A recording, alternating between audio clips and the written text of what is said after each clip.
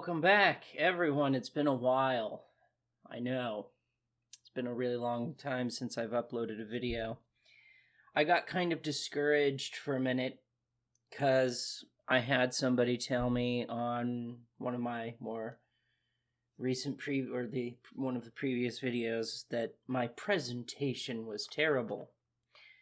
But then I started thinking, well, my presentations have not been all that great as of late because of chronic pain issues. Like, I used to give better presentations. I would put in a bunch of effects. I'd put in some quirky things here and there. Sometimes, I even still sometimes try to make music. It's just a lot harder for me now. But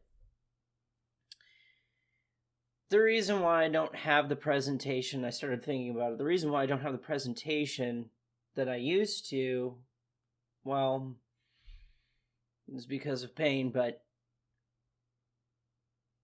as I wanted to do this anyway, despite, being lower quality than some of the things I used to do. So this is more free-flowing thought. I didn't plan out any kind of talking points or anything like that, because sitting at the keyboard for long periods of time is painful. Writing things is hard and painful.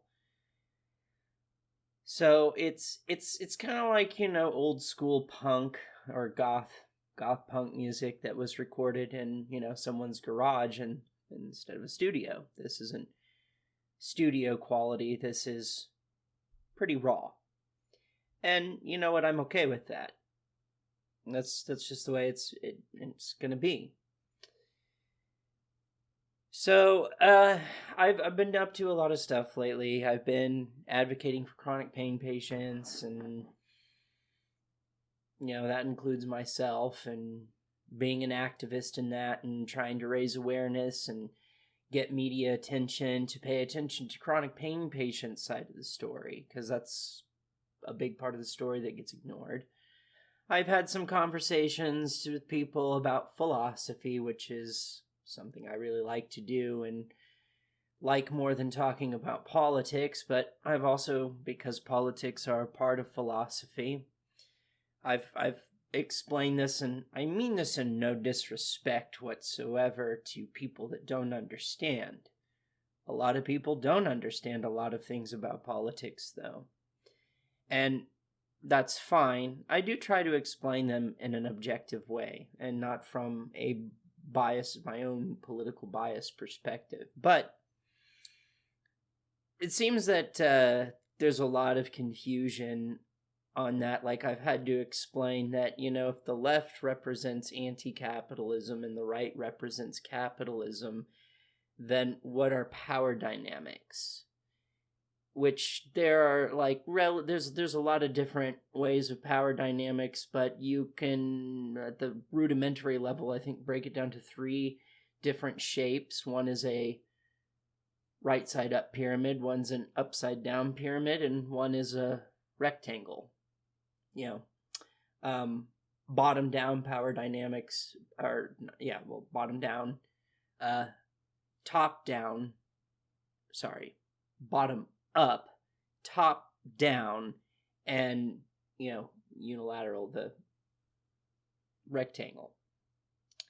And then there's 3 different types of economics. You have capitalism, and there's a lot of variations of capitalism. A lot of variations of capitalism. Capitalism is merely a system of exchange of commodity and commerce in exchange for goods and services. So the moment you exchange paper or metal for a good or service, you've participated in some form of capitalism, whether that is a corrupt form of capitalism or an egalitarian, humanitarian form of of capitalism. Depends on the circumstances involved. But the 3 economic options are capitalism, barter and trade, or just grabbing resources willy-nilly at will, which is pretty much what animals do in the wild. So, you see some water or some food and you're thirsty or hungry and you just kind of take it. Those are your three options. I don't know how the left got conflated to meaning anti-capitalism and the right pro-capitalism, and it's like, what about authoritarianism and anti-authoritarianism? Where does that fit in? Where does collectivism versus individualism fit in? These things are not accounted for when you make the political compass simply, well, the left is anti-capitalist and the right is pro-capitalist. Okay, what about authoritarian, anti-authoritarian? What about that? A lot of the way that they frame political stuff, it doesn't make room for things that exist. And I find that strange, but I've explained it. I might go over that in another video if wanted. I mean, if you have any questions, leave them in the comments and I'll make a video on it maybe. I typically want to stay away from politics, though. I find it incredibly obnoxious, which is actually, this particular video is not going to go in the playlist that says that, chronic pain patient days. It's not going to go in that playlist.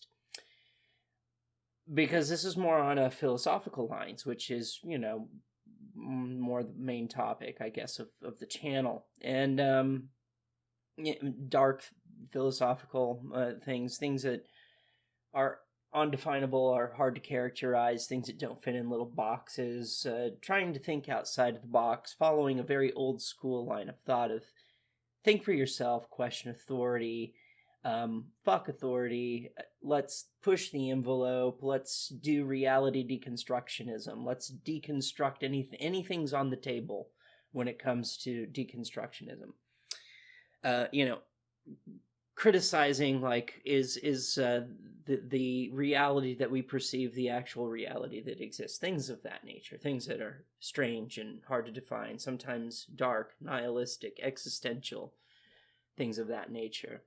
And one of the things on this topic that I wanted to talk about, I've been thinking about it for a long time. I could have produced a video a long time ago had I not had this mental hiccup.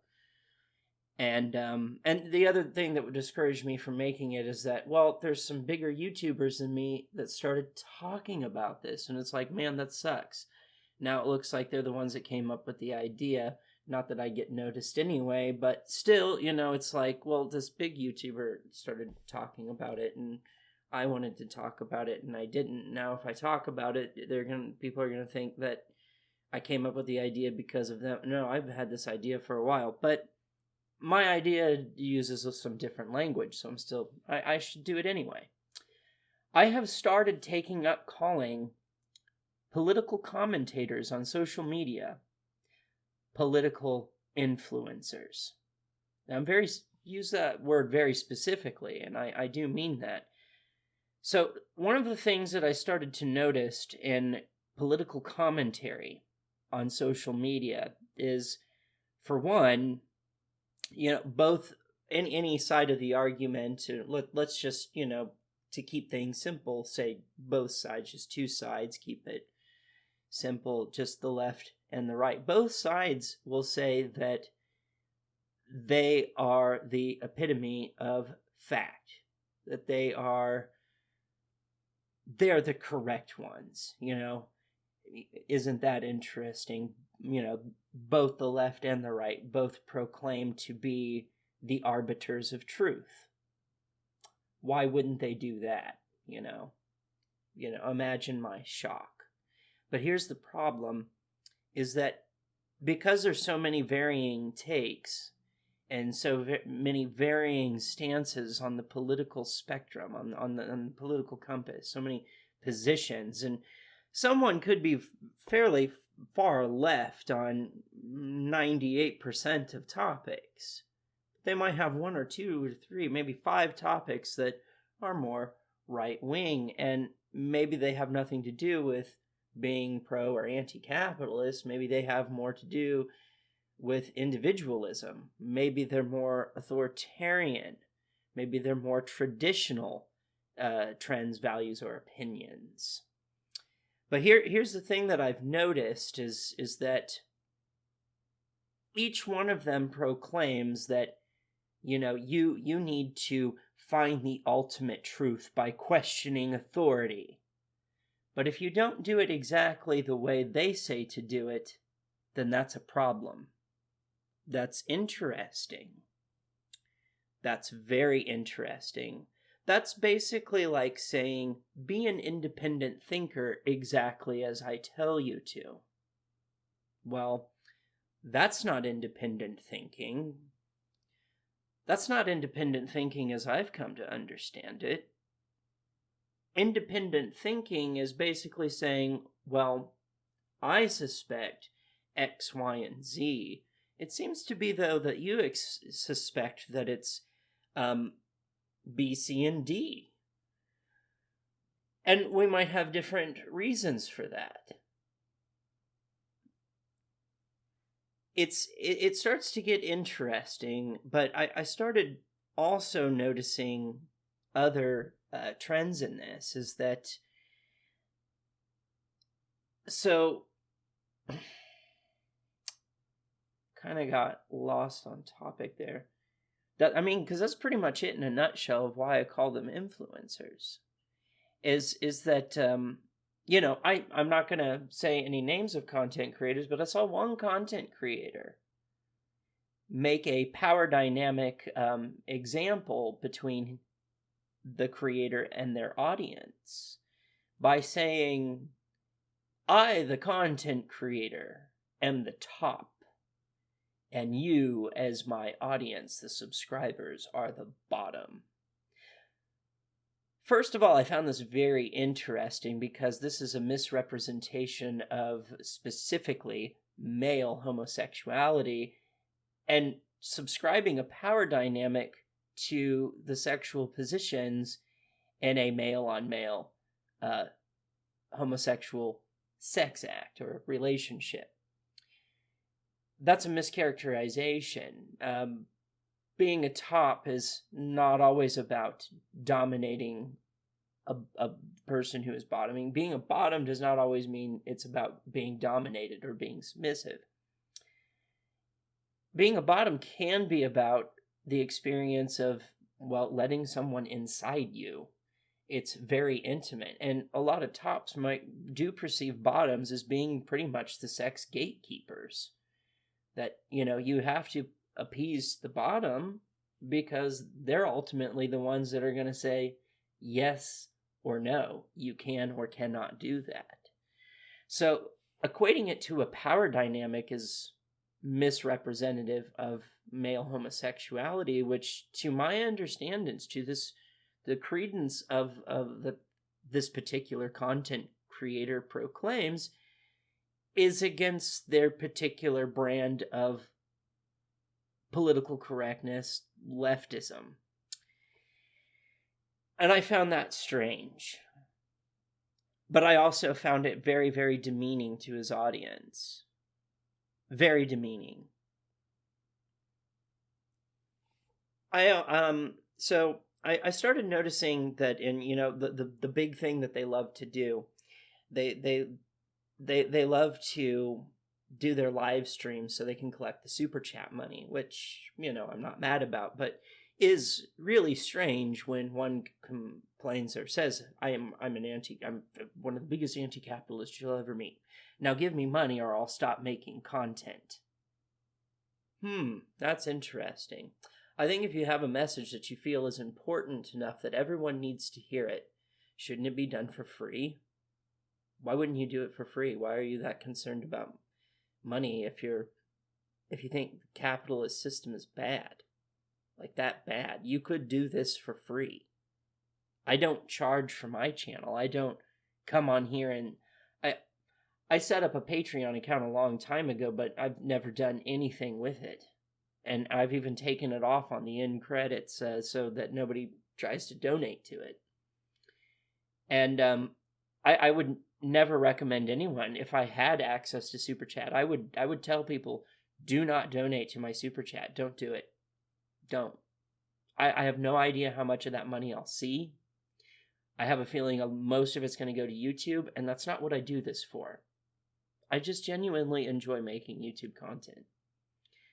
Now, if a company wants to pay me to put an advertisement across, which they should pay me to do, because that pretty much makes my channel a logo for them, and they're using it to try and get marketing. It's like, well, it's the same with private property. You know, if Snickers wants to put a Snickers ad or locale on my vehicle, they have to pay me to do that because that's my property. So they have to pay me. I don't want to be a walking advertisement for free. I'm not, going to sell my soul. I'm sorry. No, you have to pay me to do that. I'm not going to do that for free. Fuck you. So, I mean, if ad revenue came back, I would be perfectly content with taking ad revenue because they're basically paying me to have the permission to spew their shit on my art, on my content. That's the way that I look at that. So, looking at the chat and everything and listening to the content creators, and this is the left and the right, or the libertarian, the big shot libertarians, the centrists, all of it. It's all the same. Anyone that shows up in the chat, even if it's on the same political spectrum of the content creator of the chat they're in, if it deviates just enough, even if that deviation still puts them in the same political category, they will be chastised either by the content creator or by the live chat. Now, this is, like I said, very interesting because this is not allowing for free-flowing thought or free thinking. It's the opposite. It's... Be an independent thinker, exactly as I tell you to. And they might even say something like, well, you need to open your eyes. You need to look at my facts. My facts are correct. Not your... well, I don't... The dispute of fact or not depends on the scenario, the issue. But I've seen this. I've a lot of the times it's over an opinion and it's not fact at all. It has nothing to do with fact or fiction or what's objective. It's subjectivity. It's like if you go into a group of people who are discussing tea and you say, oh, well, my favorite tea is chamomile, and then you just get dogpiled on because how dare you say that chamomile tea is the best? That's absurd. You need to open your eyes. You need to go read a book. Chamomile tea isn't tea. That's the level of audaciousness that I've seen in these communities, and it I start seeing this is toxic. This is basically dogmatic. This is turning politics into religious ideology. It's fundamentalism, evangelical even. So the idea that, like for a content creator, be they left or be they right, to stand on a platform and say that they are above criticism, that they are above question, is absurd. And if you do, then you're automatically the enemy.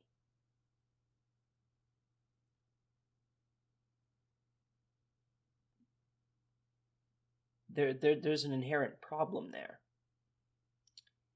It wouldn't be such a problem if there weren't so many people enveloped in it. These content creators, these political influencers, have started to become basically like celebrity status. And a lot of people just take their word. And very few, I think, take the time to research things on their own. It's like, I don't know what to think about this. Let's go to this channel and see, let this person tell me what to think. And like I said, if you deviate outside of that, then you're the enemy. If you do this on a right-wing channel, they'll call you a dirty leftist, a communist, whatever. If you do this on a left-wing channel, oddly, they might call you a liberal. Or they might call you right-wing, or you're spewing right-wing talking points. Even if maybe you're not spewing right-wing talking points, maybe you're just stating biological fact. I find this very, very interesting. It makes it so that the general overall public cannot have an open, honest discourse and discussion about this stuff and bring their legitimate concerns to the table and have their concerns legitimately addressed.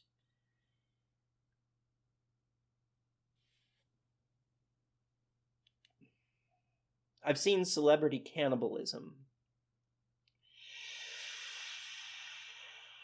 There was a content creator on the left that made a video about a really sketchy ad that was made that looked kind of like child exploitation. And this content creator got dogpiled on Twitter because they said that this content creator was following the narrative that LGBTQ people are pedophiles. And that's not the case. I've saw the video. That's not the case. Then there were other two content creators that got involved that were accused of white knighting this content creator, coming to their defense and saying that the problem was that they covered the subject too close to the Colorado Springs shooting, and that's why people were making that connection. And I found this interesting because they ended up telling this person basically what they can and cannot do. You can cover this subject, but you have to wait a certain period of time, but no period of time is ever explained. I find that deeply problematic. I think my response to that would be, since when is it your place to tell me what I can cover and when I can cover it just because? Like, who are you to do this?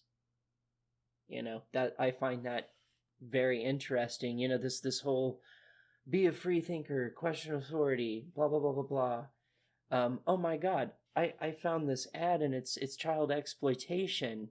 Whoa, that is way too close to when a bunch of LGBTQ people were shot up, and in Colorado you can't do that. That's not encouraging free thinking. You're telling them what to do, how to act, what to cover, when they can cover it.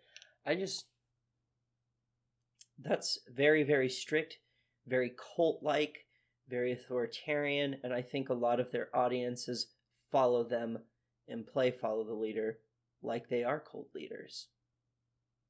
And I find that scary.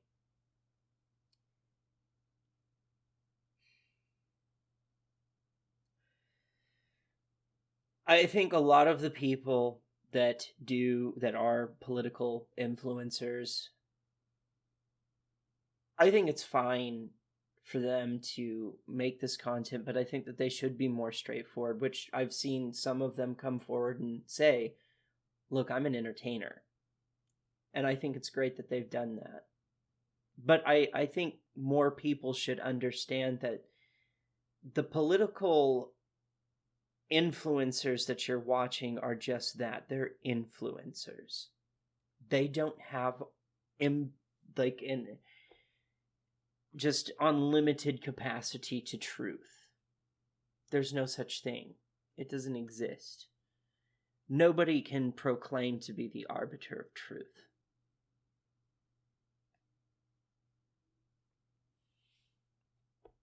we do our best. Everybody does their best to try and be in the know, but ultimately we're human. We make mistakes and we're not right all the time. And that's the way it goes.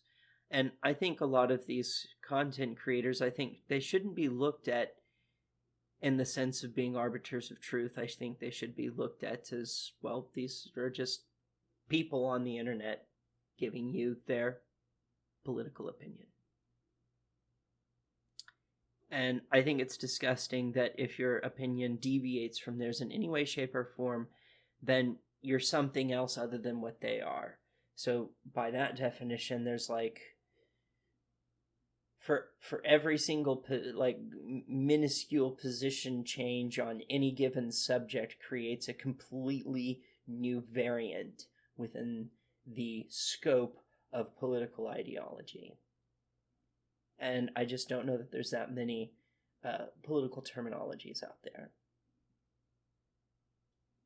It's weird. It's interesting. So I am glad that several have come out and stated, like, hey, what I do has consequences, and the people have used what I do for things that I don't agree with. And that goes for me as well. That's actually why I stopped doing anti-SJW videos. To me, the SJWs were a form of authoritarianism. I am a leftist. Apparently SJWs are leftists, but they're authoritarian. I'm an anti-authoritarian. I'm anti-puritanical. I'm anti-conformity. I'm anti-uniformity. Yeah. I'm I think a dying breed of leftist. A type of leftist that says, don't tell me what to do. The type of leftist that remembers Timothy Leary when he said, think for yourself, question authority. The type that tries to be realistic. I realize I'm not going to wake up in anarchy tomorrow. I live in a republic. What can I do to fix... How can I vote that would fix a situation that would take the country in the direction that I hope it will go? And that's kind of where I am. It's just like...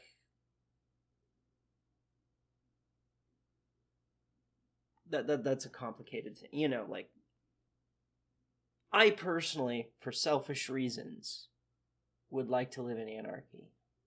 Because I would like to live where I'm not told what to do by anything. By a society, by a government, by a corporation, anything. I just... As long as you're not hurting anyone, I don't... You can do whatever you want as long as you're not hurting anyone. I don't care. So selfishly, I just don't like being told what to do. Because most of what I want to do doesn't really hurt anyone, and I'm constantly told how to dress, how to think, how to act. A lot of stuff. And it puts me into an existential crisis myself, or it forces me or causes me to gaze into the abyss of nihilism, because I struggle to find a subjective purpose or meaning to life in my own existence, because I feel like my existence is solely justified by my ability for what I could do for society or something like that, for to go and work for a multi-conglomerate corporation that I hate doing. And I can't actually engage in my true endeavors and aspirations at all, because society says, well, that's not monetizable. That's not, it has no monetary value. And that's deeply depressing. And so I end up doing something that I find not challenging, not interesting. I do it to survive, that kind of stuff. And then, I spin down the spiral of nihilism or an existential crisis, because and there's no way out, because I've just simply been told you cannot do what will make you happy, and I'm not given a very good reason for that either. just a little personal information about myself. But basically, I'm saying I self-subscribe as an anarchist, but I don't know that I want to live in anarchy, because I don't think the human population is ready for that. So I will live in this republic. I don't want to change the republic to anarchy, because I think that would go over very badly. Most people don't have the responsibility level or the self-accountability level or the humanitarian level or egalitarian level to live in a society without what my ideal is. Most people wouldn't be able to. They'd take advantage of the situation and they'd hurt people, which is what I'm against. I don't want that. But they would do it, and I know it. So, fine. I live in a republic. May not like it, but that's rather live in that, or, like some kind of democratic government system, than in anything that's totalitarian or authoritarian. I'd rather live here than in a theocracy. I'd rather live here than in a monarchy. I'd rather live here than in Russia or North Korea or China. You have no ability of self-expression at all. So, why I stopped doing anti-SJW videos is because, a lot of people started using the talking points, the anti-SJW talking points, as a means to attack the left and to rationalize and justify bigotry. And that I am against. I'm not for that. No, absolutely not. No. We're not using anti-SJW talking points to slander LGBTQ people and people of color, people with disability, and so on and so forth. No. No. That was bad. I was just trying to attack the authoritarian aspect. Don't tell me what to do. Don't tell me, like the whole man-spreading thing. That was ridiculous. Telling people how you can't sit with your legs open. Are you kidding me? That's ridiculous. So that was my whole angle on that. It wasn't to give the far right any kind of rope or anything. Like, no, that wasn't it. And that's why I stopped doing it. I wanted to stop giving them ammunition. I didn't want to be a part of that. I leave them up because I want people to see where I've been, how I've grown, how I've changed. I want people to see, like, the metamorphosis. Because this is something that does happen, I looked and said, whoa, no, we got to stop doing this. And then, just focused on other forms of analyzing, so the world we live in. But that's my most current one, is looking at these political commentators all over across social media, the pull that they have on people, the bias they give to people. It puts a veil over people's eyes and makes politics, like, it gives them a very, very, very narrow view of political discourse and gives them a very, very big misunderstanding. Like, if you go and you look up the definition of liberal, what do you think it means? Because if you go to a leftist outlet, like a leftist content creator, they seem to think that, like, let's say, like, somebody who's a democratic socialist, they might call someone a liberal, and I find that interesting. Do you know what the definition of liberal is? The liberalism spectrum on the political compass, what that directly translates to is anti-authoritarian. That's all that means. When you call someone a liberal, you're saying they're an anti-authoritarian. That's it. That's all you're saying. A lot of positions on the left, too. And not just one.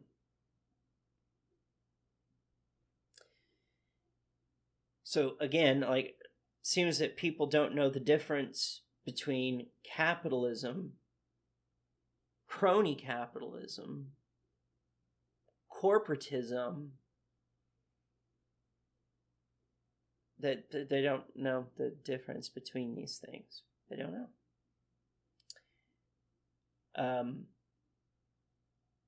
Yeah.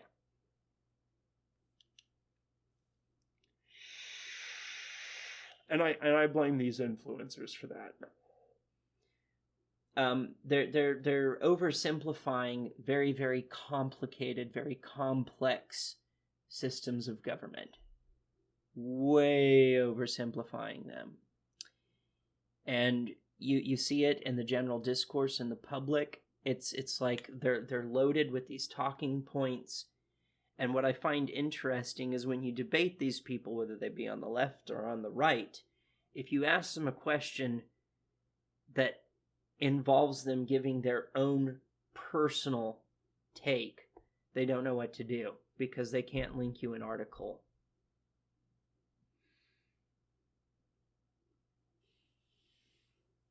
You should try it sometime. It's interesting. Watch them squirm. They don't know what to do. If you take the conversation beyond the talking points that you've been given by the left and the right, and you ask like a very fundamental, basic question that asks them to be true to their own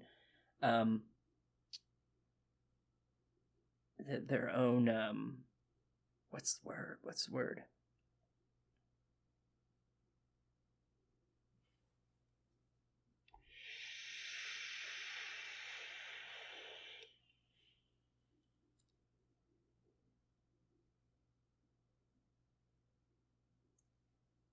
Principles. Their own principles. It makes them squirm because, like I said, they can't just go and link an article to this. When you phrase a question and, well, what do you think about, this as a freedom? Or do you wish to restrict freedom? They don't know what to do. It's fun. I love doing it. It's hilarious. So, yeah, anyway, that was the topic is, political commentators are political influencers. And they've got a lot of people wrapped around their fingers. And we've got some really big problems that aren't discussed by them, such as depleting water resources. Pretty big problem. Nobody's ever brought up Citizen Go. No. And all the ties they have with the government and the Supreme Court. The fact that they wanted to overturn Roe v. Wade and that happened. And they're friends with 2 Supreme Court justices. No one's brought that up. No one's bringing up, nobody's talking about what's happening to chronic pain patients other than chronic pain patients. Chronic pain patients have been desperately trying to get media attention so that, and there's people in the chronic pain community, I'm telling you, it is not politically divided, okay? There are far leftist, far right people, and everything in between in the chronic pain group begging for our stories to be heard, to get doctors to be able to prescribe pain meds again, because there's no alternative we have. It's getting really bad, and most people don't realize how bad it is until they become a chronic pain patient, and they find out real quick when you become a chronic pain patient, people stop paying attention to you. Doesn't matter if you've never taken an opiate in your life. If you ask for one, you're an addict. Drug-seeking behavior. And they put it in your medical file. And they won't prescribe. Nope. You'll find out real quick. And they usually end up in the circle of chronic pain patients that I talk to, asking us for advice. And we say, join the club. Anyway, like, share, subscribe, comment. If you have any comments about things, let me know. Maybe I'll make a video about it. I don't know. I want to get back into doing this. I don't care if it's a piss poor presentation. Get over it. I'm a chronic pain patient. I don't really have a whole lot of treatment options for my pain, so I do what I can, you know? Yeah, so that, out.